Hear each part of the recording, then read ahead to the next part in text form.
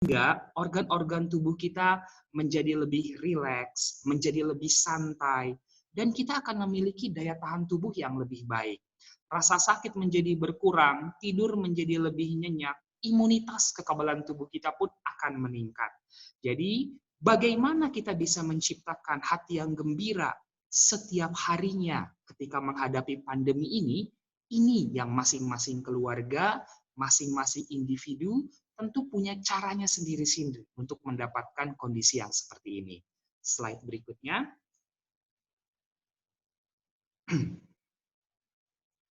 Ya, ada suatu perbedaan kondisi tubuh yang stres dan kondisi tubuh yang rileks. Ternyata stres itu bukan hanya masalah pikiran. Stres itu juga mempengaruhi kondisi fisik tubuh. Ketika kita stres, maka sistem saraf yang bekerja itu adalah sistem saraf simpatis katanya. Di situ terjadi peningkatan denyut jantung, peningkatan tekanan darah, peningkatan gula darah, peningkatan ketegangan otot, peningkatan hormon stres yang kita sebut kortisol dan noradrenalin. Dan biasanya kalau orang lagi stres itu mukanya kelihatan lebih tua gitu dari yang seharusnya. Nah, hal yang berbeda ditunjukkan ketika kita dalam keadaan yang rileks, santai, dan tenang. Itu denyut jantung akan berdenyut sesuai dengan normalnya, demikian juga dengan tekanan darah dan gula darah, ketegangan otot itu menjadi lebih menurun dan rileks, dan hormon-hormon stres seperti kortisol, noradrenalin itu akan berkurang, dan biasanya orangnya akan terlihat lebih muda, lebih segar mukanya. Nah, jadi ada suatu perbedaan respon di sini.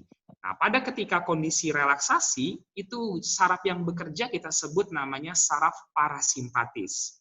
Slide berikutnya, Bang.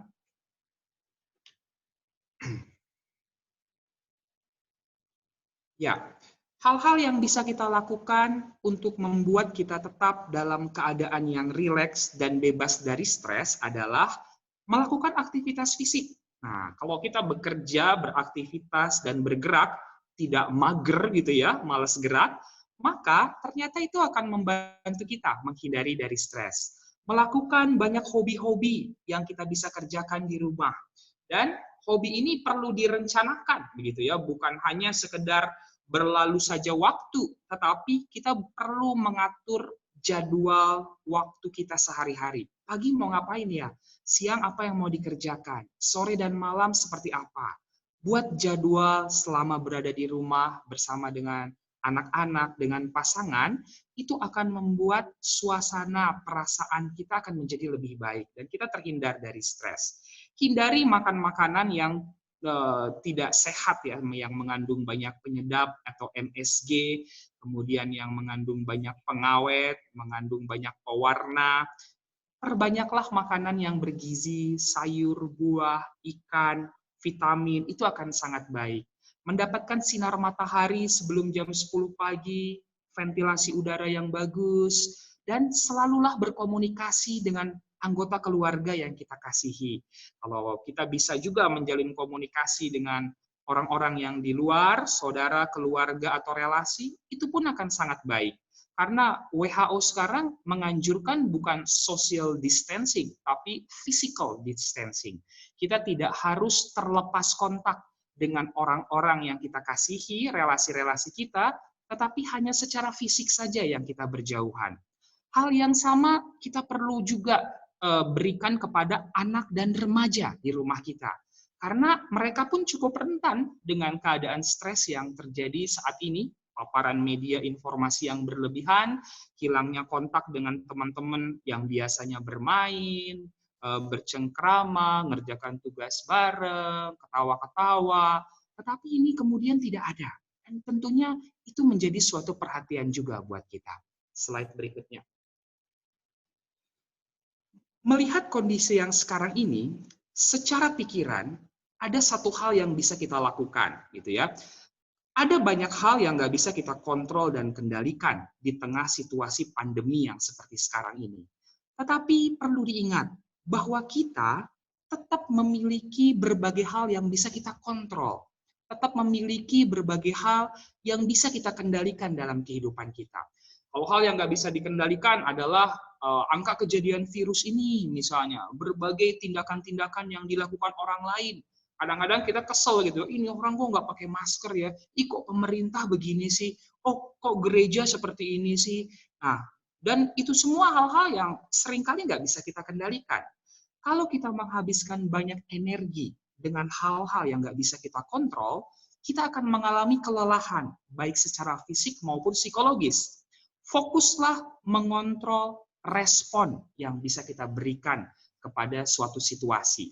Karena setiap situasi yang kita alami, ada dua sikap mental yang bisa kita pilih. Yang pertama adalah sikap mental yang reaktif, langsung bereaksi. Misalnya ketika diumumkan, oh di Indonesia nih ada COVID nih sekarang, semua reaktif, gitu ya, memborong sembako, memborong masker, dan berbagai tindakan-tindakan lain. Reaktif ini biasanya berujung kepada berbagai masalah kejiwaan, cemas, khawatir, panik, dan kemudian kondisi tubuh juga menjadi menurun, panic buying, gitu ya. Ada sikap mental kedua yang bisa kita pilih, yang namanya adalah responsif. Responsif itu mengambil waktu sejenak, bernafas sejenak, mengambil jarak dengan situasi keadaan yang kita hadapi, melihat dari luar, kemudian baru menentukan respon apa yang mau kita lakukan dan kerjakan.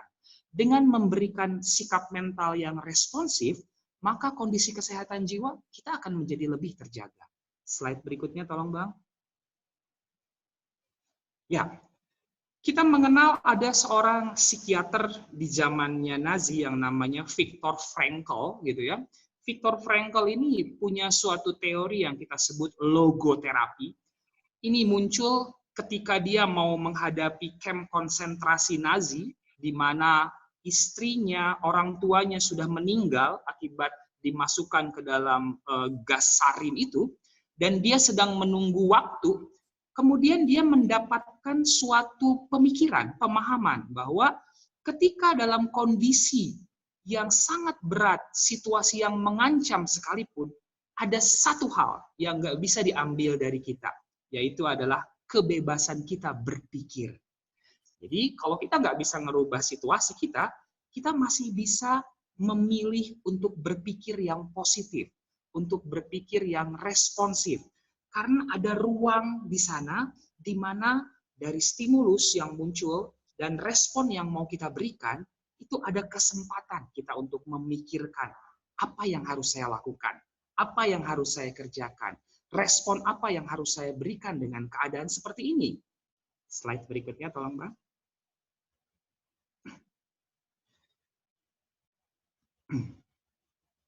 Ya, ini adalah beberapa tips yang bisa kita pakai untuk menjaga kesehatan jiwa kita di tengah wabah COVID-19 ini. Ini kami sadur dari WHO, Lembaga Kesehatan Dunia. Kita lihat beberapa tips ini. Yang pertama, slide. Merasakan suatu perasaan cemas, sedih, stres, bingung, takut, dan marah, kita harus terima ini adalah hal yang normal kok. Ini hal yang alamiah, ini adalah hal yang wajar ketika kita menghadapi suatu krisis seperti pandemi COVID-19 ini. Tetapi jangan cukup merasakan itu sendirian saja. Apa yang mesti kita lakukan? Berbicaralah dengan orang yang kita sayangi, yang kita percayai seperti keluarga, teman, pasangan, orang tua, atau anak-anak. Dengan kita berbicara, menyampaikan apa yang kita rasakan, itu adalah suatu bentuk ventilasi dari ekspresi perasaan yang kita sedang rasakan ini. Dan hal yang begitu akan meredakan perasaan kita. Slide berikutnya. Tips yang kedua adalah coba batasi informasi. Terlalu banyak dan terlalu sering mendapatkan, menonton, membaca, mendengar informasi yang berlebihan akan bikin kita jadi lebih cemas. Karena sumber berita yang kita ambil, yang kita dapatkan dari WhatsApp group gitu ya, hampir setiap hari pasti ada berita mengenai ini gitu ya. Dan tidak jarang ada berita-berita yang setengah benar atau berita yang hoax, yang salah di sana. Kalau itu kita terima tanpa ada suatu filter, maka kita akan menjadi cemas dan stres. Jadi tipsnya adalah batasi informasi. Lakukan yang namanya diet media sosial. itu akan membantu menjaga otak kita, saraf kita, psikologis kita untuk memulihkan dirinya, tidak terlalu capek atau lelah memikirkan satu hal terus-menerus. Slide berikutnya. Hal yang bisa dilakukan juga adalah memilah informasi. Kita harus punya sikap dalam diri kita bahwa informasi yang akurat dari sumber yang terpercayalah itu yang akan kita pegang dan akan kita lakukan.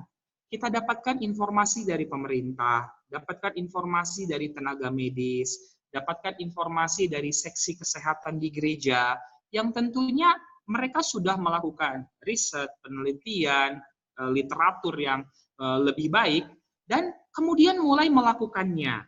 Pencegahannya, penanganannya harus seperti apa. Jadi mendapatkan informasi dari sumber yang terpercaya, itu adalah manajemen stres juga buat kita. Hindari membaca berita-berita yang tidak bermanfaat, gitu ya, berita-berita yang hoax yang malah bisa menambah kecemasan bagi diri kita. Slide berikutnya. Ya, ketika kita merasakan adanya perasaan cemas, khawatir, sedih, ada misalnya irritable, gampang marah gitu ya, hindari untuk merokok, hindari minum alkohol, hindari memakai narkoba. Karena hal-hal seperti itu bukan membuat perasaan kita menjadi lebih nyaman, tapi justru menimbulkan masalah yang baru pada akhirnya. Karena merokok, alkohol, dan narkoba akan mempengaruhi kesehatan fisik dan juga kesehatan mental kita. Kalau memang kita merasa perasaan yang nggak nyaman ini cukup mengganggu dan memberikan penderitaan bagi kita, jangan ragu-ragu untuk segera berkonsultasi ke profesional kesehatan jiwa seperti psikiater, psikolog, perawat jiwa, konselor. Mereka punya kapasitas, punya kompetensi untuk memberikan pertolongan yang cepat dan tepat bagi kita. Slide berikutnya. Ya, pada waktu kita harus tinggal di rumah saja, ternyata ini bukan merupakan suatu hal yang tidak enak. Kita justru bisa memunculkan banyak potensi kita. Ketika harus tinggal di rumah, kita akan bisa mulai mengatur pola hidup sehat kita menjadi lebih baik. Makan makanan yang bergizi, tidur cukup pada malam hari, 6-8 jam, lampu dimatikan. Karena pada waktu keadaan gelap, tubuh kita akan mengeluarkan hormon melatonin, dan itu akan sangat baik untuk kualitas tidur kita. Berolahraga teratur 30 menit sehari akan membuat tubuh kita mengeluarkan endorfin, hormon anti-stres yang akan bikin kita lebih tenang dan kekebalan tubuh kita pun akan lebih baik. Dan tetap berkomunikasi, baik kita sebagai orang tua dan juga terlebih anak-anak dan remaja perlu ada komunikasi dengan mereka yang tinggal serumah atau dengan orang-orang yang ada di luar, teman, saudara, dan relasi. Slide berikutnya. Ya, kita mengalami emosi-emosi yang negatif pada masa-masa yang seperti sekarang ini. Kita bisa gunakan berbagai keterampilan untuk mengatasi emosi, gitu ya. Di masa yang lalu, mungkin kita pernah mengalami hal yang mirip-mirip dengan keadaan sekarang, tertekan, stres, cemas, dan dulu kita bisa lewati itu. Apa yang bisa kita lakukan sekarang? Misalnya dengan banyak berdoa, baca Alkitab, saat teduh, mendengarkan atau menyanyi lagu rohani itu bisa bikin kita lebih tenang, silakan itu dilakukan. Atau misalnya kita bisa melakukan yang kita sebut relaksasi. Relaksasi akan meredakan, mengendurkan otot-otot kita, dan itu akan sangat baik buat kesehatan jiwa kita. Ada namanya progressive muscle relaxation. Nanti bisa di-search di YouTube gitu ya. Itu ada langkah-langkah mengencangkan, kemudian mengendurkan otot. Mungkin nanti kita bisa latih bersama-sama kalau misalnya ada waktunya. Ada lagi yang namanya mindfulness therapy. Bagaimana kita terus melakukan kontak dengan panca indera dan situasi yang ada di sekeliling kita. Ada yang namanya grounding teknik. Itu juga membantu kita menjadi lebih rileks dan santai. Ada banyak keterampilan yang bisa kita pakai untuk mengatasi suasana perasaan yang tidak nyaman. Slide berikutnya. Ya, dan jangan ragu untuk mencari pertolongan kepada profesional gitu ya. Kami dari Perhimpunan Dokter Spesialis Kedokteran Jiwa Indonesia atau PDSKJI, Himpunan Para Psikiater di Indonesia, itu memberikan dukungan psikologis dan psikososial kepada masyarakat Indonesia yang membutuhkan gitu ya. Kebetulan hari ini tadi kami dari perhimpunan juga diminta untuk memberikan konferensi pers dan bersyukur aku dapat kesempatan tadi untuk menyampaikan di gugus tugas di BNPB gitu ya. Dan ternyata pemerintah juga sudah mulai melihat bahwa masalah kesehatan jiwa tidak bisa dipisahkan dari masalah kesehatan secara fisik yang juga sama pentingnya. Slide berikutnya. Mendukung kesehatan jiwa anak dan remaja. Bukan hanya orang tua yang perlu dijaga kesehatannya, tetapi anak dan remaja di masa yang sekarang ini itu perlu diberikan dukungan. Apa yang bisa kita lakukan? Pertama, sebagai orang tua, hadirlah dengan kesungguhan hati buat anak-anak. Karena 24 jam mungkin kita ketemu dengan anak-anak di masa yang sekarang ini. Waktu mereka ngajak ngobrol, waktu mereka ngajak main, mata kita jangan melihat ke handphone aja gitu ya, tetapi kita hadir dengan sungguh-sungguh berinteraksi dengan mereka sehingga bonding antara orang tua dengan anak itu akan menjadi lebih baik. Sesungguhnya masa krisis seperti ini menjadi suatu potensi untuk memperbaiki relasi, konektivitas orang tua dengan anak-anak. Dan ini akan memunculkan banyak potensi dalam keluarga-keluarga. Kemudian biarkan anak tetap terhubung dengan teman-temannya. Ma, aku mau chatting dong, mau DM Instagram, mau Zoom, mau WhatsApp call, video call dengan saudara, dengan teman, kasih kesempatan mereka untuk bisa terhubung gitu ya. Paling kita modal pulsa untuk kuota internetnya gitu ya. Slide berikutnya. Ya, sorry, geser sedikit ya.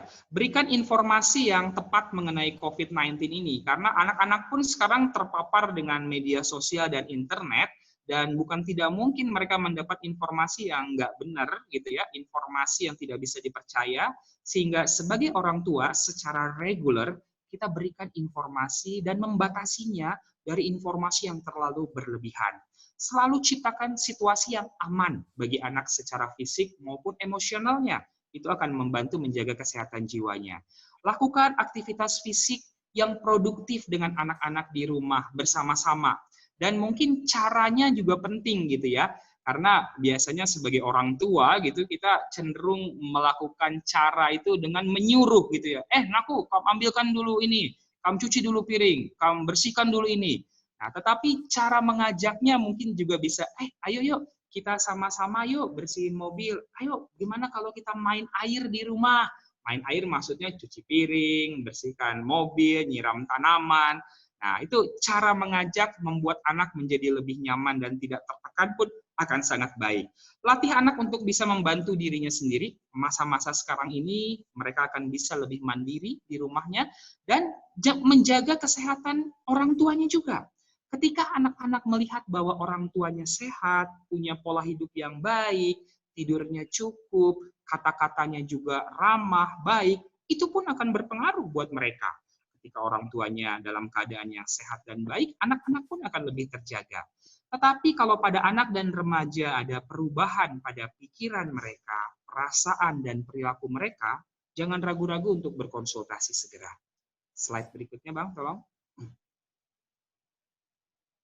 Ya, kami dari Perhimpunan Dokter Spesialis Kedokteran Jiwa memberikan pendampingan psikososial secara online gitu ya. Bisa menghubungi kami di Instagram kami, bisa direct message DM di @pdskji_Indonesia gitu ya. Kemudian kirimkan nama, lokasi dan nomor telepon, nanti psikiater di seluruh Indonesia yang akan dipilih akan mendampingi Bapak Ibu Saudara sekalian untuk bisa mendapatkan pendampingan psikososial. Slide berikutnya.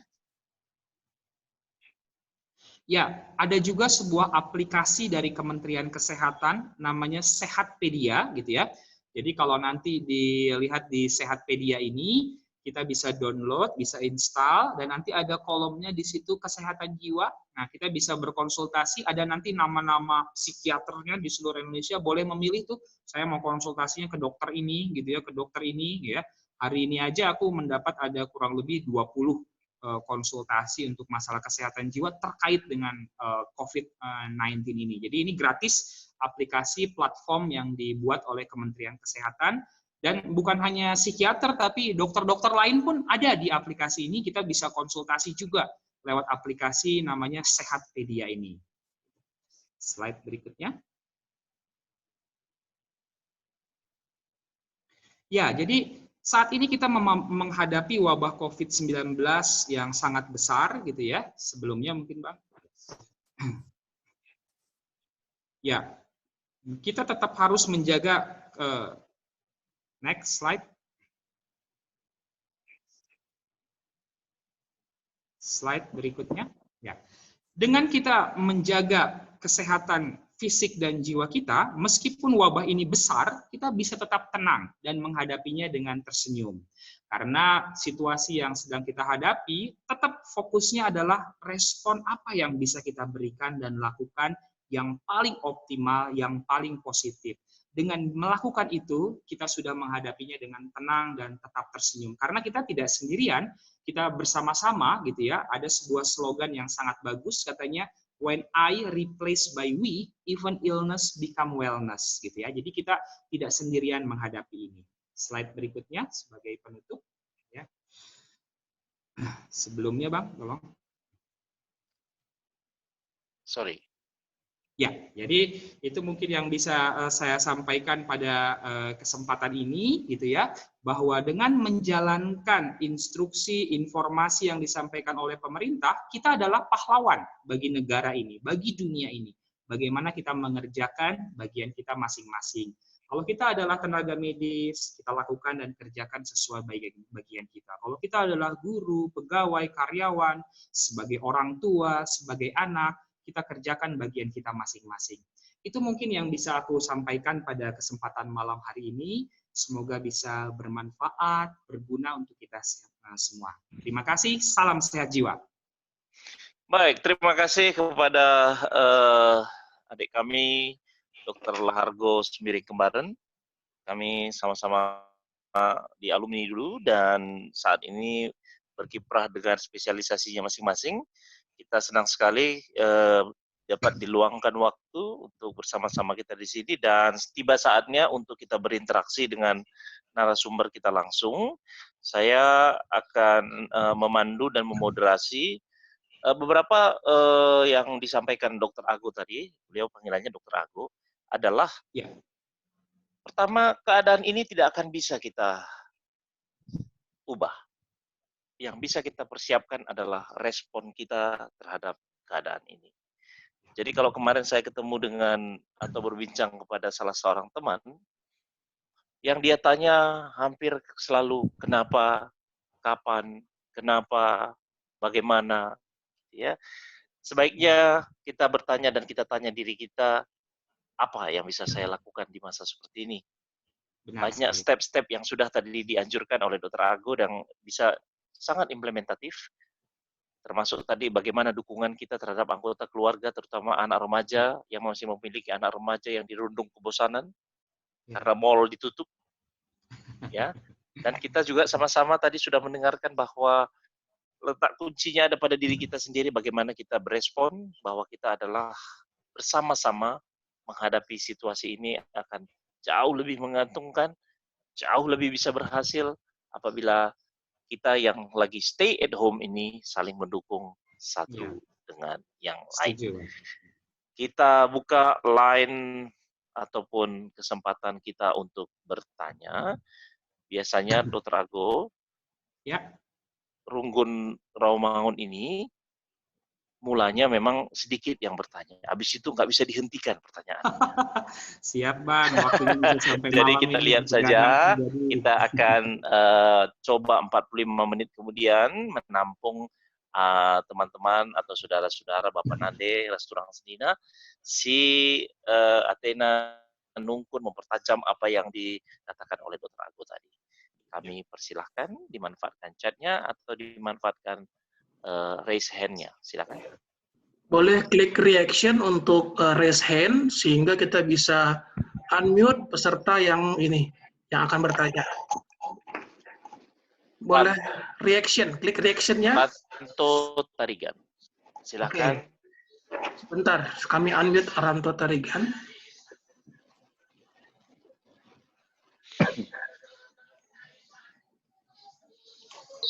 Ya, silahkan.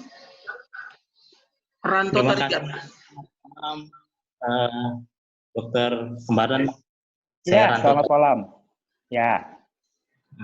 Nah, sedikit aja kalau untuk salah satu untuk menenangkan dan mencari jiwa gitu, bernyanyi, pujian, membaca Alkitab, dari sisi kedokteran bisa tolong dijelaskan. Oh iya. Oke, boleh langsung dijawab Pak Moderator? Nah, kan silakan. Oh ya, baik.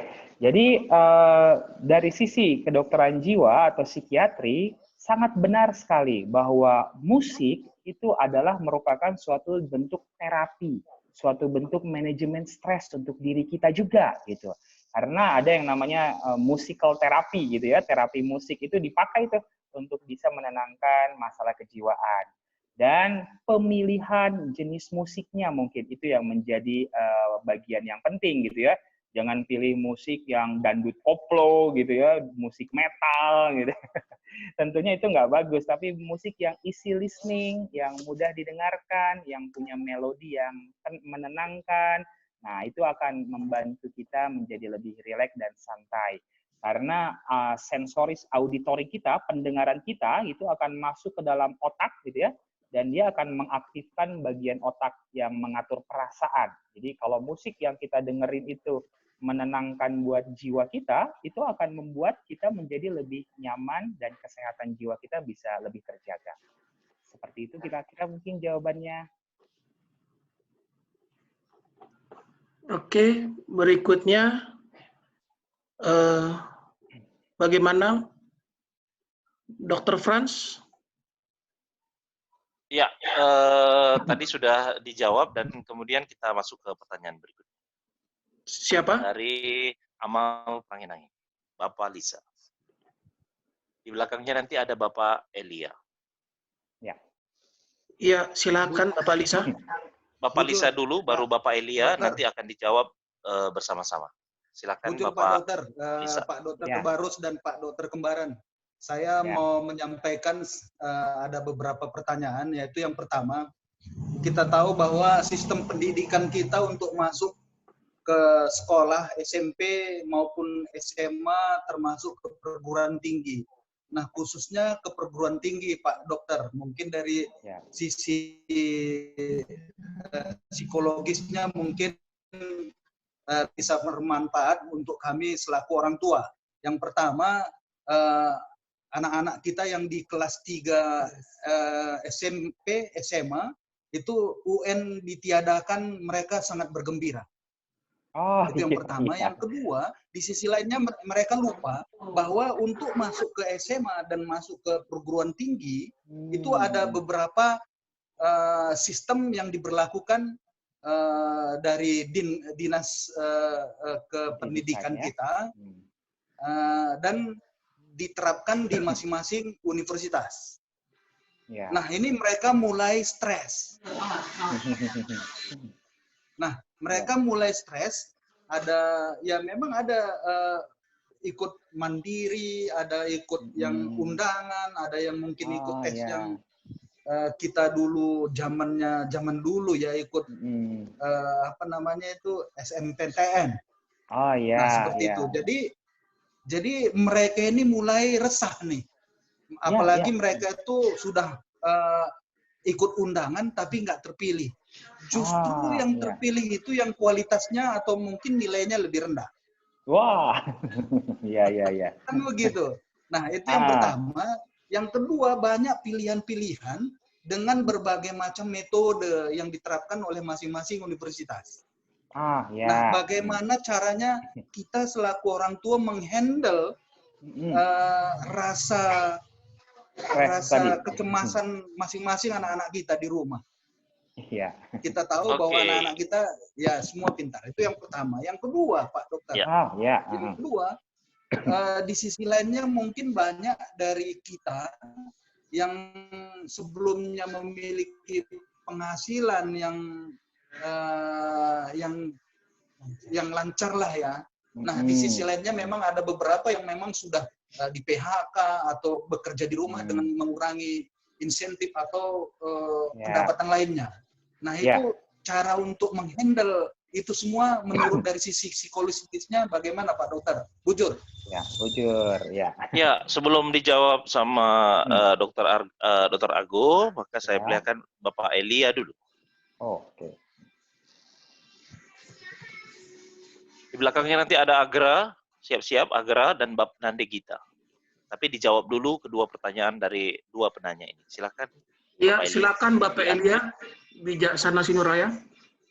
Ya, jadi yang nonton ini Nanda Elia ya. Oke, Nah, jadi silakan Pertua. Dr. Argo Bareng Kalibobu, Ya. saya mau bertanya mengenai ini kan dokter penyakit jiwa. Jadi Ya. perlu juga kami tahu tahapan yang paling awal dari sakit jiwa itu ya, dari Ya. tahapannya sampai begitulah. Ya. Nah, terus dan kita butuh konsultasi dengan dokter Ya. sakit jiwa ya, gitu ya. Nah, ini umum lalu diaplikasikannya saat COVID ini, menghadapi penyakit COVID, dan juga mungkin dokter tahu untuk medsos, karena ada juga yang sudah korban medsos, dia sudah nggak bisa berpikir dengan baik gitu ya. Oh, iya, iya. Nah, sehingga jiwanya udah juga nggak seperti orang normal gitu. Iya. Bujur itu aja dokter. Ya, ya, oke. Silakan Dokter Argo barangkali Ya, bisa sudah siap. handle tadi beberapa pertanyaan dari kedua pertanyaan. Silakan. Baik, yang pertama adalah mengenai anak-anak ya di pendidikan. Sebenarnya semua orang terdampak nih dengan adanya kondisi COVID-19 ini gitu ya. Nah, untuk anak-anak dan setiap krisis, maka orang akan berusaha beradaptasi dengan situasi itu. Nah, proses adaptasi inilah yang seringkali memunculkan yang namanya stres gitu. Tetapi stres itu jangan dipandang sebagai hal yang negatif saja gitu ya. Stres itu ada dua. Ada stres yang sifatnya positif atau kita sebut namanya eustress. Stres yang positif atau eustress justru akan bisa membuat seseorang itu mengoptimalkan dirinya, akan membuat seseorang itu mengeluarkan potensinya. Contohnya seperti kita sekarang ini stres nih akibat pandemi COVID-19 ini. Kita coba cari informasi, coba beli masker, itu kan karena stres tadi. Tetapi dengan demikian, kita akan bisa menjaga diri kita. Nah, demikian juga dengan anak-anak yang stres dengan pendidikannya. Ya, wajar mereka stres belum dapat nih tempatnya di mana untuk nanti kuliah, begitu. Wajar, itu hal yang normal dan alamiah. Dan itu akan mendorong mereka untuk bisa belajar lebih giat, belajar dari buku-buku atau secara online, memilih universitas yang sesuai, yang cocok, passing grade-nya yang pas, misalnya. Nah, itulah yang dimaksud bahwa stres tadi bisa berdampak positif bagi kehidupan kita, memunculkan potensi yang lebih baik. Tetapi harus diwaspadai yang namanya stres yang negatif atau kita sebut distress. Nah, distress atau stres negatif itu memiliki berbagai ciri-ciri. Yang pertama, misalnya kalau orang sudah mulai stres yang negatif, ada gangguan tidur. Nah, gangguan tidur ini bisa insomnia, tidak bisa tidur atau terbangun-bangun pada malam hari, atau bisa juga hipersomnia, kebanyakan tidur, pelor, begitu nempel molor gitu ya. Nah, itu bisa mempengaruhi. Selera makan yang terganggu, selera makan yang berkurang, nggak nafsu makan, atau sebaliknya, selera makan yang berlebihan, bawaannya makan terus, pesan GoFood, masak, makan ini, nah, itu juga menunjukkan lagi stres gitu ya. Nah, selain itu, juga yang bisa menjadi suatu gejala stres yang negatif itu adalah gangguan emosional, perasaan. Dia jadi gampang tersinggung, mudah marah, dikasih tahu sedikit aja langsung banting pintu, masuk kamar gitu ya. Nah, itu menunjukkan dia dalam keadaan yang stres juga itu seperti itu. Dan bisa juga ada keluhan-keluhan di organ tubuh, seperti kepala yang pusing, jantung berdebar, sesak, badan kok kayaknya kaku, gemetar gitu ya, gatal. Nah, itu menunjukkan gejala-gejala dari stres yang negatif atau distress. Nah, apa yang bisa dilakukan oleh orang tua? Mendampingi si anak ini. Kemudian kita perlu memvalidasi perasaannya. Jangan kita langsung frontal dan argumentatif dengan anak, nggak boleh sikap kayak gitu. Jangan, masa kayak gitu anak Tuhan. Wah, itu jangan yang demikian, apalagi anak remaja gitu ya. Kita perlu duduk di sampingnya. Kok papa lihat, mama lihat, kamu lagi kurang enak ya? Ada yang mau kamu ceritakan mungkin. Nah, mungkin dia nanti akan cerita, ya. Mama lihat kamu lagi dalam keadaan yang cemas ya, khawatir ya mengenai masalah sekolah. Nah, itu namanya memvalidasi perasaannya. Si anak ketika divalidasi perasaannya akan merasa lebih nyaman. Dia tahu bahwa orang tuanya memahami apa yang sedang dia rasakan. Itu langkah pertama. Nah, langkah keduanya mulai jalin komunikasi dengan anak ini. Lakukan persiapan-persiapan untuk menghadapi masuk perguruan tinggi tadi. Cari informasi-informasi. Dengan mendapatkan informasi yang baik, maka langkah berikutnya pasti akan jauh lebih tenang. Nah, itu dia yang bisa dilakukan. Dan juga mengenai kehilangan pekerjaan dan penghasilan, ya ini dampak yang bisa terjadi pada semua orang gitu ya. Dan kita memang perlu melakukan penyesuaian. Penyesuaian yang bisa kita lakukan dengan menurunnya penghasilan tentunya adalah merubah pola hidup kita. Pola hidup yang tadinya mungkin lebih konsumtif, ini sekarang lebih irit gitu ya. Kemudian juga menyesuaikan dengan situasi keadaan yang ada sekarang ini. Nah, itu yang bisa dilakukan. Mungkin dari sisi manajemen keuangan nanti ada berbagai sarjana ekonomi, ahli-ahlinya mungkin lebih paham gitu, mungkin sesi berikutnya ya Bang. Tetapi benar sekali itu ada dampaknya ya. Dan ketika dampak itu terjadi, kita akan menyesuaikan diri. Ini bukan situasi keadaan yang enak, bukan situasi keadaan yang kita harapkan. Ini di luar ekspektasi kita semua. Tapi kita harus survive, kita harus bertahan, baik secara fisik, ekonomi, maupun psikologis kita. Kemampuan kita bertahan atau yang kita sebut resilience, itu yang akan menjadi potensi dari diri kita dan keluarga kita menghadapi krisis yang akan terjadi nantinya. Belum tentu nanti ada lagi peristiwa apa, tapi ini bisa jadi suatu pengalaman kita menghadapi krisis.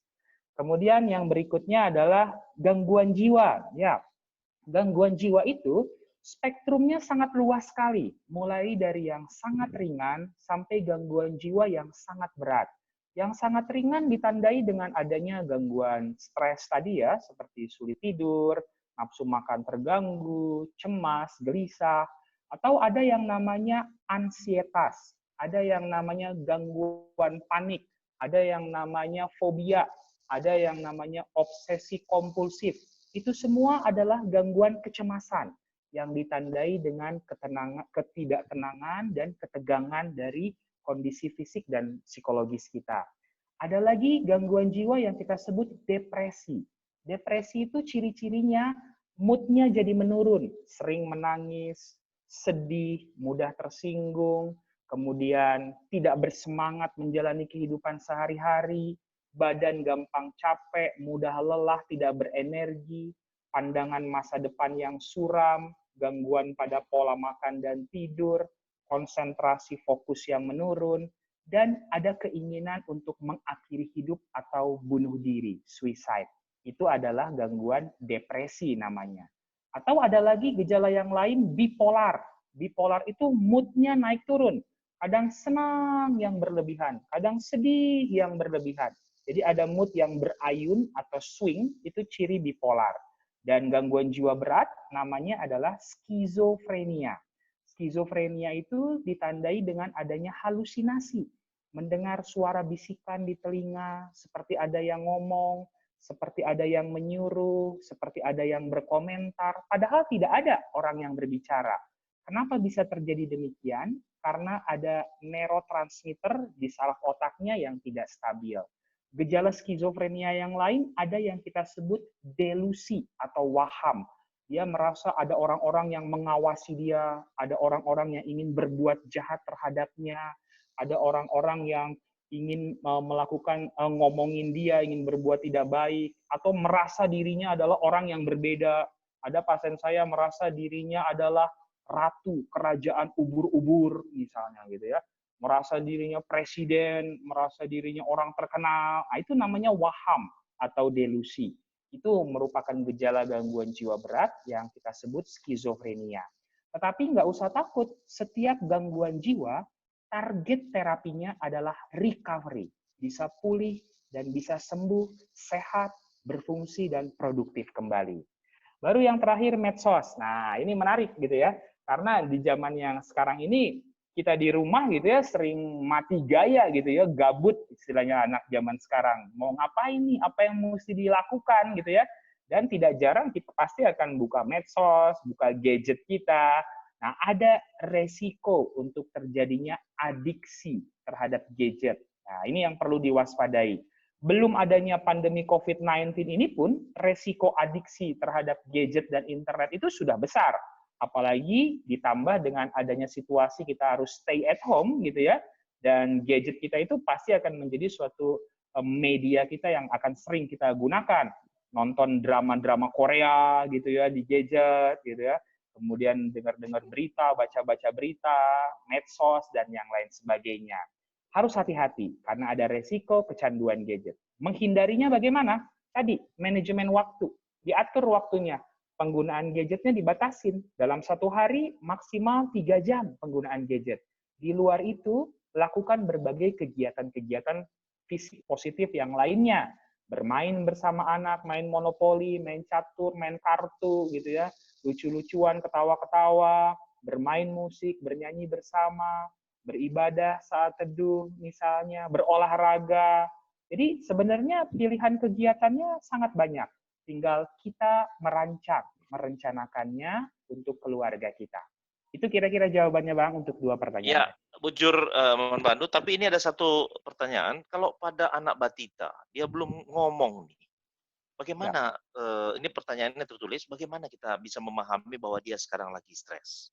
Oh Terus ya, ada juga ya. seorang ibu muda di sini ya, Ya. dia kondisinya ya itu tadi, selama ini bekerja. Tapi dia sekarang stay at home, Ya. handle anak kecil, masih balita juga. Terus dia tetap bekerja. Jadi ini menjalankan 2 peran di rumah ini juga menimbulkan stres tersendiri. Ada kiat khusus enggak dari Dr. Ago untuk 2 hal ini? Ya, terima kasih Bang. Jadi yang pertama, batita bisa stres nggak? Bisa sekali gitu ya. Dan kita perlu melihat kebutuhan setiap anak sesuai kriteria umurnya ya. Kalau umur batita itu dia kalau dari kriteria psikososialnya itu ada 2 polarisasi yang bisa terjadi, yaitu dia akan menjadi anak yang trust dan anak yang mistrust. Nah, trust itu artinya dia bisa percaya. Kalau mistrust nanti dia akan berujung kepada anak yang tidak punya percaya diri dan tidak percaya pada orang lain. Dan ini sangat dipengaruhi dengan pola asuh yang dia dapatkan pada periode umur tersebut. Nah, anak batita bisa stres, bisa dilihat dari mana? Yang pertama, kalau sering menangis. Menangis adalah merupakan ekspresi emosinya, gitu. Itu menunjukkan bahwa ada hal yang tidak nyaman yang sedang dia rasakan. Kalau menangisnya terus-menerus, berkelanjutan, berbagai upaya sudah dilakukan tapi masih seperti itu menunjukkan ada stres. Baik stres secara fisik, mungkin ada yang terganggu organ tubuhnya, mungkin lagi demam, nggak enak badan, atau pencernaan yang kurang nyaman, dia kan belum bisa bicara gitu ya. Komunikasi yang bisa dilakukan adalah dengan menangis. Atau bisa juga ada gangguannya secara psikologisnya. Ada situasi yang nggak nyaman, nggak sesuai dengan yang dia butuhkan gitu ya. Ini bisa bukan hal yang secara langsung, misalnya karena dia jarang dipeluk, itu bisa nangis. Kadang-kadang anak kalau udah dipeluk, digendong gitu ya, didong doa gitu, dia akan lebih tenang. Tapi bisa juga batita itu menyaksikan situasi yang ada di rumah. Situasi di rumah yang tidak tenang, yang ribut, yang teriak-teriak, suara-suara yang intonasinya tinggi, itu dia bisa rasakan itu semua, sehingga dia pun menangis, dan itu menunjukkan bahwa Mbak Tita ini dalam keadaan stres juga. Jadi memungkinkan bisa terjadi juga, dan kita bisa lihat dari situ. Kemudian ibu muda yang bekerja di rumah saja harus ngurus anak. Ya benar. Sekarang ini setiap orang mengalami perubahan. Di setiap perubahan ada proses adaptasi yang harus dilakukan. Ketika kita beradaptasi, tidak harus kita langsung bisa. Tidak harus kita langsung bisa menyesuaikan diri. Ada step-stepnya. Oh ini kemarin aku kacau banget nih, harus berubah gini-gini. Tapi hari ini kayaknya udah mulai terhandle sedikit-sedikit. Besok-besoknya udah lebih bisa. Besok-besoknya udah lebih lagi. Jadi semakin meningkat kemampuan kita untuk beradaptasi. Kalau memang kita sulit beradaptasi sendiri, kita coba minta pertolongan orang lain. Kita bisa diskusi dengan teman, anggota PJJ kita, anggota runggun kita. Aku gini-gini lah di rumah. Oh iya, kalau aku juga waktu itu begitu kok. Begini-gini aja kamu buat, misalnya. Mendapatkan inspirasi dari pengalaman banyak orang, itu juga akan membantu kita beradaptasi. Cari, searching, berbagai informasi tentang bagaimana harus di rumah saja. Saat ini banyak sekali kok berita-berita dan informasi positif, kegiatan yang bisa kita lakukan. Malah banyak yang kemudian mendapatkan potensi-potensi baru, skill-skill baru selama mereka harus stay at home. Kira-kira begitu, Bang? Iya, baik. Dua penanya berikut adalah Permata kami Agra dan Moria kami Nandegita Ginting Brutarigan. Persilakan kami di-unmute. Ya, selamat malam Pak Dokter. Selamat malam. Kasih Tepu izin bertanya. Di awal pembicaraan kita tadi, dokter menyatakan tentang ketika manusia tidak mampu beradaptasi terhadap kondisi kita sekarang, dia akan mengalami tekanan atau stres. Sama seperti yang kita ketahui, ciri-ciri makhluk hidup adalah beradaptasi. Ketika dia tidak dapat beradaptasi, dia akan mati atau bahkan punah. Ya, benar. Ketika dalam masa sekarang manusia tidak sanggup menerima kondisi tersebut, ia akan mengeluarkan hormon kortisol yang menyebabkan stres, yang menyebabkan tekanan. Yang menjadi pertanyaan saya, apa yang menyebabkan kita tidak mampu merespon adaptasi tadi? Atau apa yang menyebabkan kita tidak bisa mencapai kondisi adaptasi tersebut? Karena menurut saya, yang seperti dokter bilang, jalan-jalan, melakukan hobi, melakukan aktivitas, menurut saya itu hanya mereduksi atau mengalihkan terhadap ketidakmampuan respon kita terhadap kondisi tadi. Itu yang pertama. Yang kedua, apakah ketidakmampuan kita terhadap merespon kondisi tadi ada hubungannya dengan faktor umur atau kerusakan organ, misalnya saja ketika kelenjar adrenal kita rusak, yang ada di ginjal, adrenalin kita bisa produksinya lebih meningkat atau berkurang, gitu. Jadi yang menjadi inti pertanyaan saya itu adalah apa nih yang menyebabkan kita tidak mampu mencapai kondisi adaptasi tadi. Terima kasih. Baik. Terima kasih. Kalau untuk seorang saya sendiri merasakan pertanyaan ini pertanyaan yang bagus sekali, jadi layak dapat sepeda. Gitu ya. Iya. Nanti kita silakan. Halo Dok, malam. Selamat malam, ya. Ya, Dok, saya ingin bertanya tentang insomnia atau kesulitan tidur. Mungkin saya sekarang mengalami itu, tapi saya tidak tahu itu sudah di fase akutkah ataukah masih biasa saja. Nah, itu juga terjadi pada anak kami yang nomor 2. Dia kos di Depok, dan dia sering cerita pada saya, kalau sekarang ini dia tidurnya itu sudah menjelang pagi. Terus kemudian saya kasih nasihat kalau dia tuh harus makan yang kenyang, dengerin lagu, atau olahraga dulu ya, sit up, push up, dan lain sebagainya. Ketika badan kita letih, kita akan nyenyak tidur. Tetapi itu tidak dapat mengatasi sulit tidurnya itu. Nah, pertanyaannya adalah apakah fase seperti itu sudah harus memakai obat tidur ataukah ada treatment-treatment yang lain yang bisa membantu untuk dia dapat tidur dengan nyenyak? Makasih, Dok. Oke, Ya, terima kasih Dr. Agus. Saya pikir pertanyaannya jelas sekali. Silakan jawab. Ya, terima kasih, Bang. Jadi yang pertama, ya ini seru sekali memang ya, beradaptasi itu setiap orang itu punya kemampuan yang berbeda-beda. Dan kenapa itu bisa terjadi? Faktor yang mempengaruhi kondisi psikologis kesehatan jiwa seseorang itu ada 3 faktor. Yang pertama adalah bio atau biologi, yang kedua adalah psiko atau psikologis, yang kedua adalah sos atau sosial, biopsikososial, gitu ya. Nah, yang pertama, faktor biologi sangat ditentukan oleh genetiknya, gitu. Jadi ternyata genetik itu berperan dalam orang itu beradaptasi dengan situasi atau keadaan. Kalau memang secara genetik ada masalah-masalah stres, kecemasan pada satu anggota keluarga, maka mereka yang memiliki hubungan darah akan lebih rentan, lebih beresiko terkena stres dan kesulitan untuk beradaptasi. Kemudian yang kedua, kalau ada trauma kepala, benturan, jatuh, itu pun akan membuat kesehatan jiwa, kemampuan adaptasinya menjadi lebih berkurang. Penggunaan narkoba itu akan mempengaruhi saraf otak, sehingga gangguan kemampuan beradaptasi pun menurun. Dan benar sekali tadi, kalau ada penyakit-penyakit secara fisik yang sistemik gitu ya, atau ada organ-organ yang terganggu, itu akan membuat seseorang itu akan menjadi mudah untuk menjadi stres dan akan sulit untuk bisa beradaptasi dengan situasi atau keadaan yang sekarang. Yang kedua, faktor psikologis. Psikologis ini adalah berbagai pengalaman-pengalaman kehidupan yang dia miliki mulai dari kecil sampai dengan usia dewasa, bahkan dari dalam kandungan.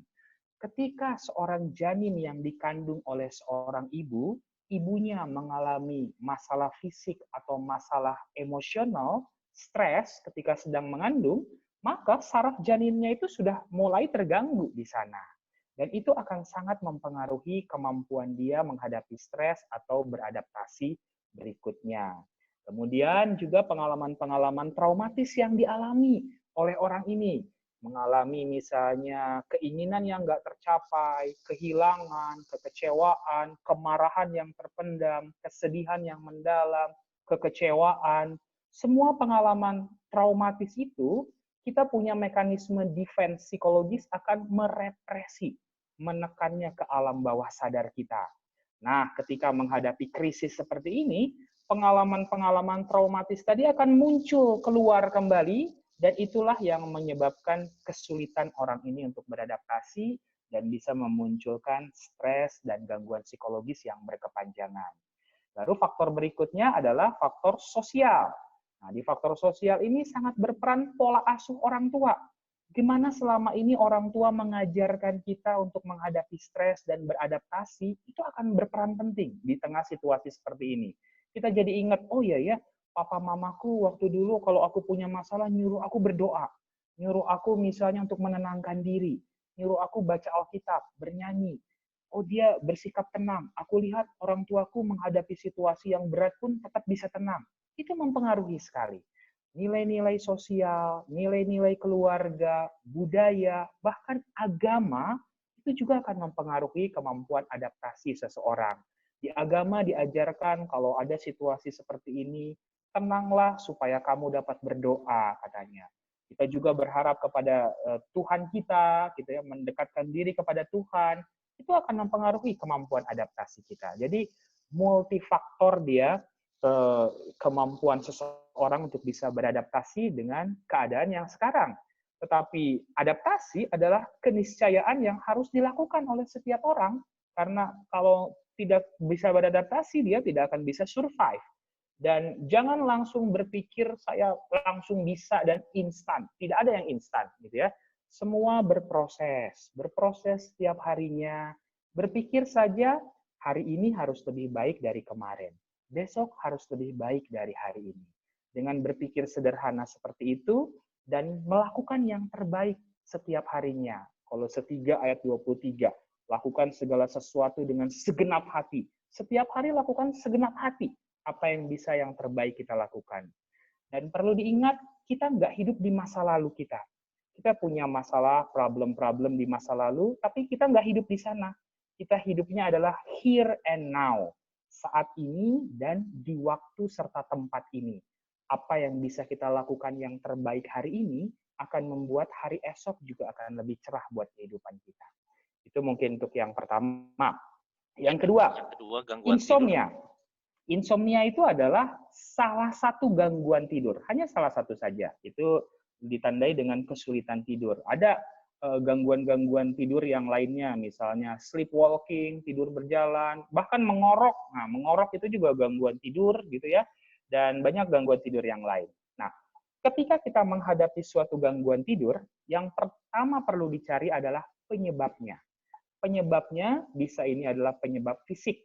Penyebab fisiknya bisa memang ada problem secara fisiknya, tekanan darah, gula, jantung, ada gangguan di situ, tangani, atasi dulu penyebab fisiknya ini. Atau ini adalah penyebab psikologis. Bisa ada gangguan kecemasan, ada stres, ada depresi, perlu juga diberikan penanganan, gitu ya. Atau ini karena makanan minuman yang bersifat stimulan, gitu ya. Ada beberapa makanan minuman yang sifatnya stimulan, seperti misalnya kopi, rokok, atau teh, atau minuman soft drink. Itu semua sifatnya stimulan, bisa menyebabkan kita terganggu tidur kita. Atau kalau pakai narkoba seperti sabu-sabu, ekstasi, gitu ya. Atau zaman sekarang nih anak-anak pakai tramadol, heximer, itu dextro, itu menyebabkan stimulasi terhadap saraf otak dan dia menjadi sulit tidur. Kenali apa pemicunya, atasi dulu. Nah, ada juga gangguan tidur yang tidak ada penyebabnya, gitu ya. Nah, ini yang bisa kemudian kita atasi dengan berbagai cara. Langkah-langkah mengatasi insomnia, yang pertama, lakukan yang namanya sleep hygiene atau higiene tidur. Jangan langsung pakai obat, gitu ya. Jadi sleep hygiene atau higiene tidur adalah berbagai metode, langkah-langkah yang bisa dilakukan membuat tidur kita menjadi lebih nyenyak. Seperti apa saja itu? Yang pertama, gunakan tempat tidur hanya untuk tidur saja. Jangan membaca, ngobrol, nonton di tempat tidur. Buka handphone di tempat tidur. Ketika sudah mau tidur, barulah kita berbaring di tempat tidur dan mulai tidur. Tapi ketika mau melakukan hal yang lain, lakukan itu di luar tempat tidur. Dan kalau sudah 15 menit berbaring di tempat tidur belum bisa tidur, segera keluar dari tempat tidur, lakukan kegiatan yang berbeda. Ya. Kemudian yang kedua, matikan lampu. Kalau dalam keadaan yang gelap, hormon melatonin akan keluar, dan itu akan membuat arsitektur tidur kita menjadi lebih baik, sehingga kualitas tidur, deep sleep-nya itu bisa lebih bagus. Yang ketiga, jangan makan makanan berat 1 jam sebelum tidur, gitu ya. Makan misalnya mie instan, nasi yang banyak, atau BPK, gitu ya. Itu bikin metabolisme kita menjadi meningkat, dan itu justru akan membuat kita sulit tidur. Adalah suatu mitos, kalau kita makan banyak jadi gampang tidur, gitu. Tidak benar, gitu ya. Kalau kita ingin mengisi perut kita, isilah dengan makanan ringan seperti buah-buahan atau cracker, biskuit kecil. Itu saya rasa cukup, gitu ya. Kemudian yang berikutnya, sleep hygiene atau higiene tidurnya adalah makan pisang dan minum susu dan makan dark coklat, coklat yang hitam itu. Kenapa? Karena ada kandungan di dalamnya yang kita sebut triptofan. Itu ada di pisang, keju, susu, dan dark coklat. Nah, dengan kandungan triptofan itu akan membuat kita menjadi lebih rileks, lebih nyaman, sehingga tidurnya bisa lebih baik. Mencuci kaki dan tangan dengan air hangat sebelum tidur, itu pun akan membuat tidur kita lebih nyenyak, karena akan terjadi vasodilatasi pembuluh darah perifer, atau pembuluh darah ujung-ujung yang kecil-kecil itu akan terbuka, itu aliran darah akan lambat, sehingga kita akan lebih mudah untuk tidur. Atur suasana di kamar tempat tidur dari suara, dari kebisingan. Kalau perlu pakai earplug gitu ya, supaya kita bisa terhindar dari suara yang ramai. Kemudian juga suhu ruangan juga diatur senyaman mungkin. Lakukan relaksasi yang kita sebut progressive muscle relaxation, itu akan sangat ngebantu sekali membuat tidur kita menjadi lebih nyaman. Kemudian pola tidur usahakan selalu sama, jatuh tertidurnya dan bangun paginya. Jangan sampai lagi hari libur nih, wah lagi nggak ada kegiatan, nggak ke kantor, bangunnya siang aja, tidurnya jam 1, jam 2, jangan. Tetap lakukan pola tidur yang reguler. Dengan melakukan pola tidur yang teratur, maka kita akan lebih mudah, karena di otak kita itu ada yang namanya biological clock gitu ya, atau jam biologis. Nah, pada orang yang sudah lebih tua itu malah harus lebih teratur lagi gitu ya. Karena waktu 6 sampai 8 jam waktu tidur yang dibutuhkan pada orang tua tuh terjadi yang namanya fragmentasi gitu ya. Dia cuma tidur 4 jam, bangun, kemudian nanti pagi tidur lagi, siang tidur lagi. Kemudian tidur siang atau napping. Jangan lakukan tidur siang lewat dari jam 3. Dan tidur siang maksimal hanya boleh 1 jam. Nah, ini akan membuat tidur pada malam harinya bisa menjadi lebih nyenyak. Dan kalau itu semua sudah dikerjakan, lakukan, tetap belum bisa tidur, jangan ragu-ragu untuk datang ke psikiater. Ada yang namanya obat sedatif namanya. Obat sedatif itu obat yang bisa memicu tidur. Contohnya lorazepam, ada lagi Ativan, clobazam, alprazolam. Nah, itu akan menginduksi tidur kita sehingga kita menjadi lebih rileks dan santai. Nah, jangan lupa untuk konsultasi rutin, karena kalau tidur sudah bagus, dosisnya harus di-tapering off atau diturunkan secara bertahap supaya kita tidak menjadi ketergantungan terhadap obat tidur itu. Kira-kira demikian jawabannya, Bang. Saya kira jelas sekali. Tadi menyinggung soal teknik relaksasi tadi. Memang ada bisa dipelajari ya, mungkin di YouTube atau di media-media yang bisa diakses jemaat. Ada kira-kira? Ya, sangat bisa. Namanya kita sebut progressive muscle relaxation. Itu merupakan suatu teknik relaksasi yang valid, evidence based gitu ya, akan membantu membuat kita lebih rileks. Dia ditemukan oleh seorang ahli faal, dokter ahli faal namanya Jacobson. Nah, ini tekniknya apa ada waktu kita coba untuk menunjukkannya, Bang, gitu? Oh, silakan. Mungkin sekitar Silakan. 2 menit gitu ya. Ya, silakan. Oke, jadi kita mau latih progressive muscle relaxation ini. Jadi ini bisa dilakukan sambil tidur ataupun sambil sambil duduk. Kalau dalam posisi duduk seperti kita sekarang ini, pastikan kita bersandar gitu ya di tempat duduk kita atau di tempat kita saat ini berada. Nah, langkah pertama yang dilakukan itu adalah menutup mata kita dengan santai.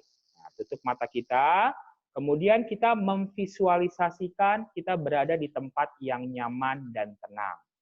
Nah, langkah berikutnya itu adalah menarik nafas dalam dari hidung gitu ya. Pastikan perutnya yang mengembang.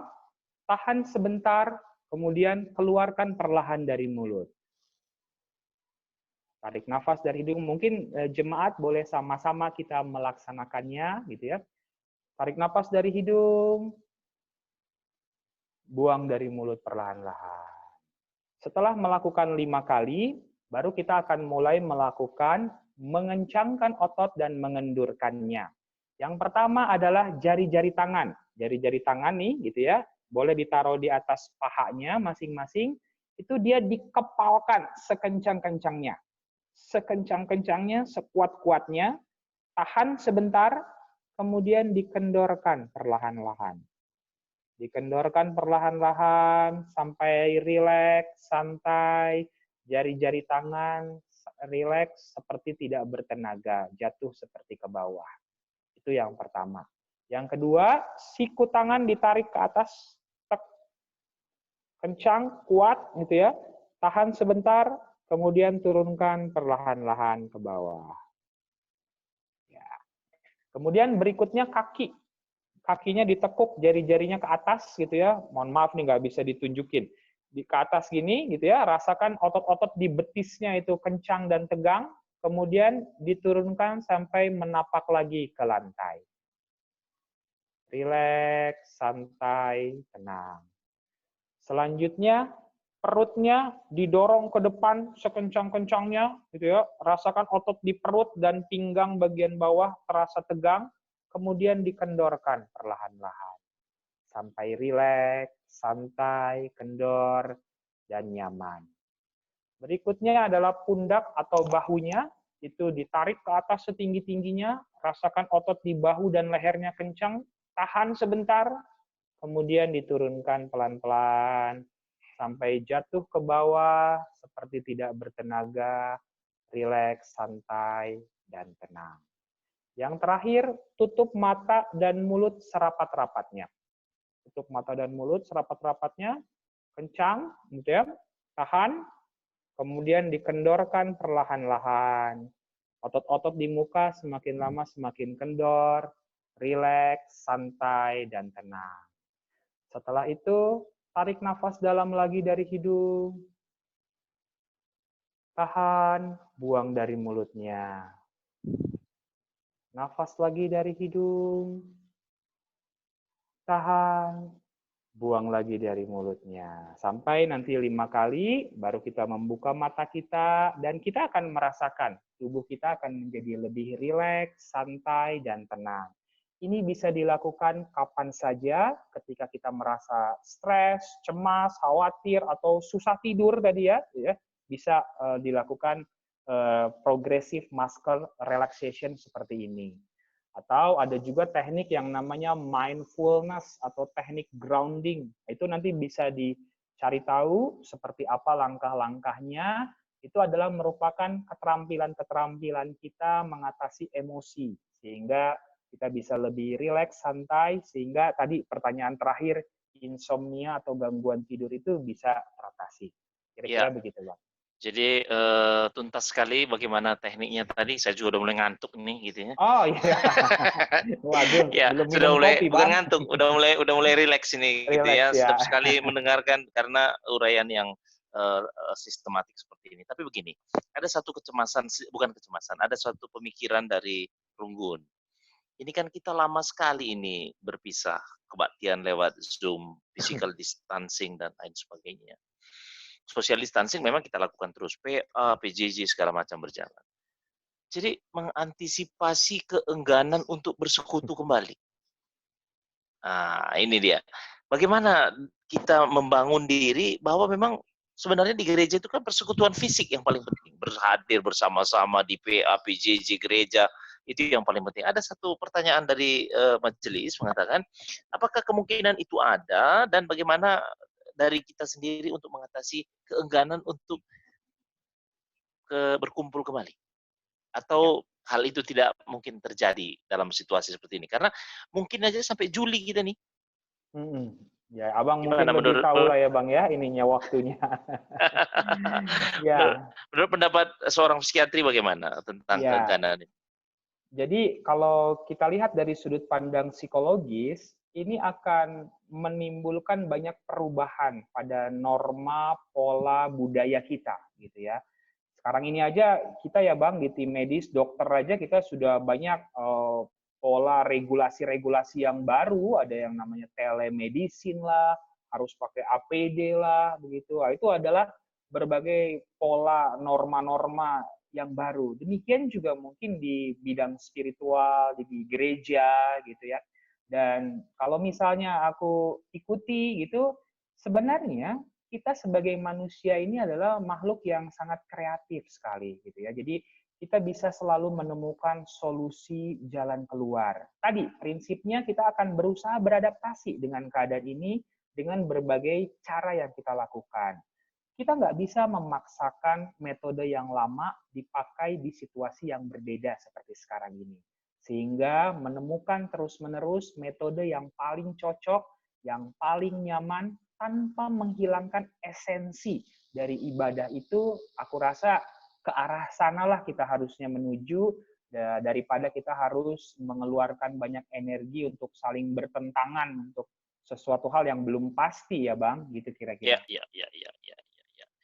Baik, kami persilahkan dua pertua kami, Kalimbubu kami Tarigan, Bagepe anak baru kami Sembiring pertua Bapak Enji. Persilakan kami. Ya, silakan Bapak Ingrid.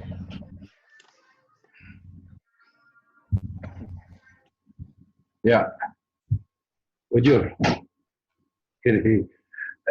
Mungkin sorry kalau udah kelamaan. Saya mau nanya dikit nih, Dok. Di istilah medis ada yang dikenal, saya pernah dengar dengan kejang saraf otak. Jadi tadi disinggung juga mungkin istilah relaksasi atau mungkin istilah lain kejang saraf otak ini adalah stres di bawah alam sadar, stres di alam bawah sadar. Tadi Dokter Argo sudah menyinggung saat pertanyaan yang pertama menjawab pertanyaan saudara Ranto kalau nggak salah. Di situ disinggung tentang manajemen stres, memanage stres. Nah, saya pengen tahu cara yang paling efisien untuk memanage stres itu seperti apa sih? Karena kita sama-sama tahu lah bahwa sekarang kita pikir kita nggak stres, tapi nyatanya kita stres semua. Nah, cara yang paling efisien untuk memanage stres ini seperti apa? Itu aja pertanyaannya. Bujur. Ya. Dilanjutkan Bapak Enji. Halo. Ya.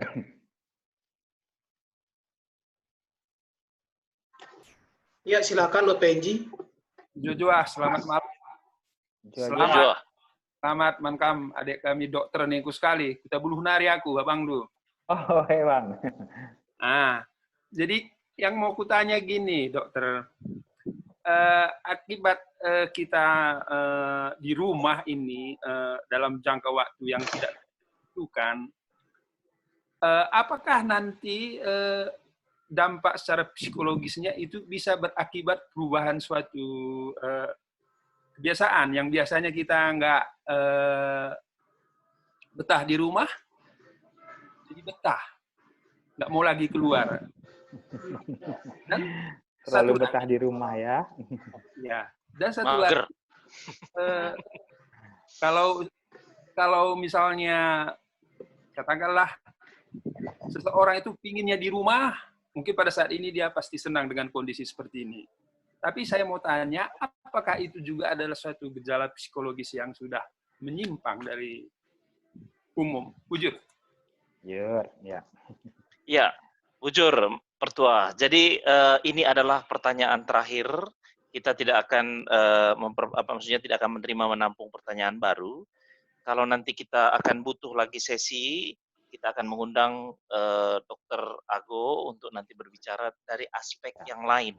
Kita lihat dari perkembangan ini, karena memang waktu kita sudah menunjukkan 21.30, mohon maaf pada kita semua yang belum bisa ditampung. Ya. Silakan. Baik, yang pertama tadi kejang saraf otak. Nah, mungkin kalau kita berbicara mengenai kejang, ada suatu penyakit yang kita sebut epilepsi. Gitu ya. Epilepsi itu adalah menunjukkan suatu kejang. Gitu. Kejangnya ini tidak selalu berbagai macam dia manifestasi yang bisa muncul. Ada yang namanya tonik. Tonik itu kaku aja dia kejangnya. Ada yang klonik, dia kelojotan. Tapi ada yang cuma bengong, cuma diem saja. Ada yang tiba-tiba jatuh. Ada yang mengeluarkan suara-suara yang tidak sesuai gitu ya. Dan ada yang cuma kedip-kedip mata saja yang ringan. Itu semua bentuk kejang saraf otak.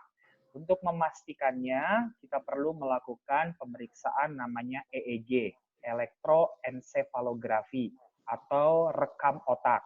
Perlu juga dilakukan pencitraan seperti CT scan atau MRI untuk memastikannya.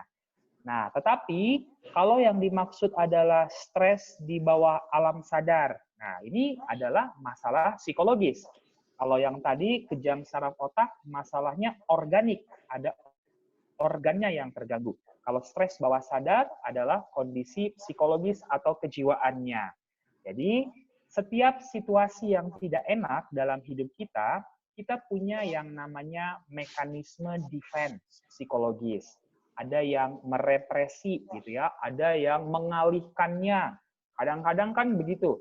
Kita suami datang ke rumah, tiba-tiba marah-marah tanpa apa penyebabnya gitu ya. Nah, itu adalah mekanisme proyeksi sebenarnya gitu. Jadi dia mendapatkan suatu hal yang nggak enak di luar, tapi dia proyeksikan keluar ke dalam rumah. Ada yang seperti itu. Tetapi mekanisme defense yang paling positif, yang paling baik adalah yang kita sebut humor. Humor itu adalah secara psikologis mekanisme defense yang paling positif, yang paling baik buat tubuh kita, yang paling matur. Nah, secara alkitabiah, humor ini sebenarnya adalah hati yang gembira tadi. Jadi, manajemen stres itu yang paling penting bagaimana supaya suasana hati kita gembira. Suasana hati orang lain, keluarga, anak-anak, pasangan kita gembira. Bagaimana supaya di rumah itu menyenangkan.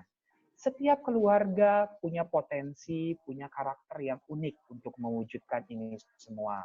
Kegembiraan bisa dicapai dengan ngobrol-ngobrol, dengan nonton film bareng Netflix atau HBO misalnya, atau dengan main kartu, main catur, main gitar, berolahraga, karaoke. Banyak hal yang bisa dilakukan untuk mendapatkan kegembiraan. Itulah manajemen stresnya. Nah, kalau manajemen stres yang lain yang bisa kita lakukan, jangan terlalu berpikir terlalu jauh gitu ya. Lakukan pola hidup sehat, pola olahraga, pola tidur yang cukup, itu sangat baik sekali. Dan selalu berkoneksi dengan orang lain, memiliki suatu komunitas seperti yang dilakukan saat ini ya. Ini manajemen stres ini, kita dengan melakukan koneksi dengan jemaat-jemaat yang ada yang lain, kita bisa berinteraksi, dengar suaranya, lihat orangnya, ini manajemen stres juga, gitu ya. Dan manajemen stres yang paling bagus katanya adalah spiritual, hubungan kita dengan pencipta kita, dengan Tuhan itu adalah manajemen stres yang bagus. Kemudian yang kedua, dampak psikologis dari stay at home. Nah, ya betul nih. Jadi pasti ada perubahan kebiasaan, dan perubahan itu bisa berujung ke hal yang positif, bisa berujung kepada hal yang negatif, gitu. Nah, kita usahakan agar perubahan itu ke arah yang positif, dan itu bisa direncanakan, itu bisa diupayakan, gitu. Dan kalau kita ngerasa ini kayaknya mulai ada berujung ke hal yang negatif, ya kita bisa cegah, kita bisa hilangkan perubahan-perubahan tersebut. Sudah pasti kok akan ada pola-pola yang baru. Ini aja sudah mau masuk 2 bulan, gitu ya. Setiap orang akan merubah pola kehidupannya. Nah, apakah ini bisa memunculkan gejala psikologis? Bisa ya, bisa tidak, gitu ya. Gejala psikologis tadi, kalau ada perubahan pada pikiran, pada perasaan, dan pada perilaku kita, itu menunjukkan adanya masalah psikologis. Kalau hal itu menimbulkan penderitaan bagi diri kita, bagi orang sekitar kita. Dan itu mengganggu fungsi kita sehari-hari. Nah, itu sudah merupakan masalah atau gangguan kejiwaan yang perlu mendapatkan penanganan. Tapi kalau kayak ya sedikit-sedikit aja itu biasa, itu normal. Kadang-kadang marah, kadang-kadang cemas, kadang-kadang bosen, bete, itu wajar kok. Itu hal alamiah, kita terima dan kita biarkan dia lewat dari diri kita gitu ya. Dan jangan terlalu memikirkannya juga gitu ya. Santai aja, rileks saja, lalui saja dengan baik. Semuanya pun akan berlalu. Kira-kira seperti itu, Bang. Iya, bujur Manbandu, Dr. Argo, kami kami mengucapkan terima kasih untuk nasihat dan pencerahan yang telah Dr. Argo sampaikan kepada kami. Nanti kami akan meminta untuk Ketua Runggun untuk memberikan kata ucapan terima kasih sekaligus kata-kata sambutan pada seluruh jemaat. Ada 80 jemaat pada saat ini yang mengikuti. Luar biasa ya. Ya, ada tadi bukanya ada 87, 85, tapi sekarang tinggal 75, mungkin ada yang ngantuk dan lain sebagainya. Akibat relaksasi tadi langsung talk chair, langsung sudah relaksasi dia ngantuk. Oke, jadi sebelum kita ke Ketua BP Runggun, Ketua BPMR, tolong nanti di-unmute kepada kepada Bapak Keyo. Saya ingin sampaikan bahwa minggu depan acara kita ini masih terus berlanjut, yang akan mengambil topik sehat bertransaksi sehari-hari selama wabah COVID-19. Ya, sehat bertransaksi ini meliputi bagaimana kita menjaga kesehatan kita pada saat terima paket, belanja ke supermarket dan lain sebagainya. Termasuk nanti ada penjelasan sedikit soal perubahan skema kredit selama aturan-aturan yang baru mengenai kredit, mengenai pembayaran kredit dan lain sebagainya. Informasi ini akan sangat berguna sekali dan saya harapkan kita bersama-sama kembali untuk mengikuti di line Zoom yang akan dilakukan pada Jumat mendatang. Kami persilakan kepada BPMR, siapa yang mewakili, Ketua Runggun barangkali, untuk menyampaikan sepatah dua kata. Terima kasih dokter. Selamat malam dokter. Saya Malam. Hal Sembiring, mungkin kita udah pernah ketemu tapi mungkin sudah cukup lama nih. Terima kasih banyak dokter untuk pencerahan yang disampaikan kepada kami Jemaat Rawamangun dan beberapa teman lainnya dari luar Rawamangun. Saya lihat yang juga ikut berpartisipasi di forum kita malam hari ini. Saya yakin dan percaya dari pencerahan ini kita bisa menjaga artinya suatu kondisi kita supaya tetap baik di tengah-tengah situasi yang terjadi pada kita saat ini. Jadi jangan bosan-bosan dokter untuk memberikan sharing pengetahuan dan pemahaman buat kita semua, karena memang cuman beginilah yang bisa kita lakukan saat ini, saling berbagi untuk kita tetap kuat menghadapi situasi kita bersama saat ini. Jojuang Nubantakrina, selamat malam. Ya, selamat malam. Sebelum kita akhiri, mari kita bersatu di dalam doa, kita berdoa. Tak putus kami memuji dan memuliakan nama Tuhan, kami boleh mendapat pengajaran dari Tuhan melalui hamba-Mu, Dr. Lahargo Sembiring Kembaran. Tidak ada yang kebetulan pada peristiwa malam ini, tapi Tuhan berkenan untuk mempersatukan kami. Jemaat-Mu Runggun Rawamangun bersama dengan beberapa dari Jemaat Runggun Pasar Minggu dan juga Runggun Tanjung Priok. Kami mengucap syukur karena melalui hari ini kami dikuatkan kembali. Bagaimana kami harus mengendalikan diri kami dalam situasi yang Tuhan perkenankan COVID-19. Kami Tuhan ajarkan untuk berespon positif. Melatih diri kami untuk relaksasi, tidak ikut serta di dalam pola stres. Kami turut menjaga kesehatan kami, kesehatan diri kami, tubuh kami, terutama jiwa kami. Tuhan ajarkan kami untuk selalu mendekat kepada Tuhan, sehingga kami boleh bersama-sama terus bersukacita, sebab hati yang gembira adalah obat bagi kami. Terima kasih ya Tuhan untuk malam ini, berdoa untuk hamba-Mu, Dr. Lahargo Kembaran, dalam setiap hidupnya, setiap karirnya, setiap pelayanannya, setiap apa yang ia lakukan dalam keluarga, dalam jemaat di Bogor, dan juga dalam profesi sebagai seorang dokter spesialis jiwa. Tuhan pakaikan dia dengan lebih hebat lagi, agar ia boleh menjadi sarana Tuhan berbicara untuk masyarakat luas. Terpuji nama Tuhan, jemaat-Mu, kami berdoa untuk yang sakit, yang pada saat ini lemah badannya oleh karena keadaan fisik yang lemah. Mereka-mereka yang sedang dalam masa-masa pemantauan, dalam masa-masa pengawasan, Tuhan yang terus anugerahkan kembali kesehatan, anugerahkan terus sukacita, sehingga dalam masa seperti ini mereka boleh sembuh sempurna. Terima kasih Tuhan, kami tutup acara malam hari ini, karena kami tahu bahwa Tuhan akan melindungi menyertai kami senantiasa. Hanya di dalam nama Tuhan Yesus kami berdoa dan mengucap syukur. Amin. Amin. Kami tutup malam hari ini, tolong di-unmute. Terima kasih kepada Dr. Lahargo Sembiring Kembaran. Terima kasih jemaat. Semua kita bertemu minggu depan lagi. Salam sehat semua. Salam sehat semua. Terima kasih dokter. Ya, kami akan akhiri sesi ini. Terima kasih untuk semuanya.